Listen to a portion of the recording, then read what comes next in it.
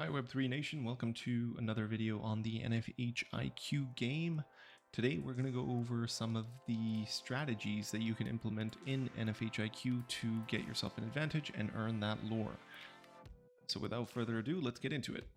As most of you are aware, you can use gods in NFH IQ along with your heroes and your villains. And if you've played any of the previous beta tests or the alpha test, you know that you do need to train these gods, heroes, or villains. So the first thing that you need to do when you are launching NFH IQ is to train some of these heroes, villains, or gods. And to do so, you would first go into your NFH IQ, click on training, select the heroes, villains, or gods that you want to train, and put them in there.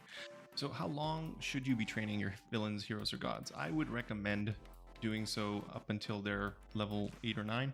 And the reason you want to do this is because the first area that you can quest in is level 1 through 9. By leveling your heroes, villains, or gods to level 8 or 9, you can ensure that you can complete any of the quests that are given to you in this area with a relatively high percentage. Ideally, you get a level 1 quest and you get a bonus for having a higher level heroes, villains, or gods.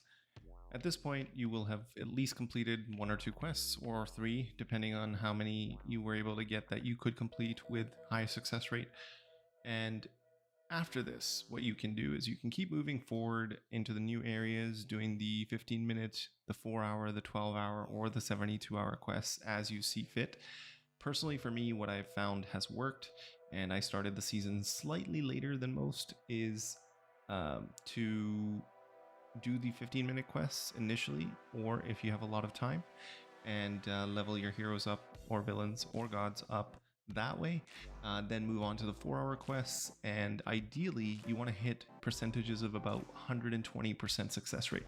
The reason for this is because then you get the ×2 multiplier, which doubles your XP in that quest and gives it to your heroes, villains, or gods. So you can level up a lot faster if your heroes, villains, or gods are consistently getting 120% on their quests. And you can do this essentially the entire time going forward and earn all of the XP, earn all of the lore that your heart desires. And before I mentioned the ×2 multiplier for the experience, I was talking about the durations of the quests that you should be doing.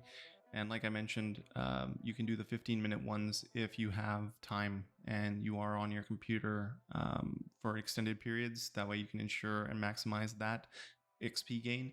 I have found that I do better when I just do the 4-hour quests, leave it running, do it maybe twice a day.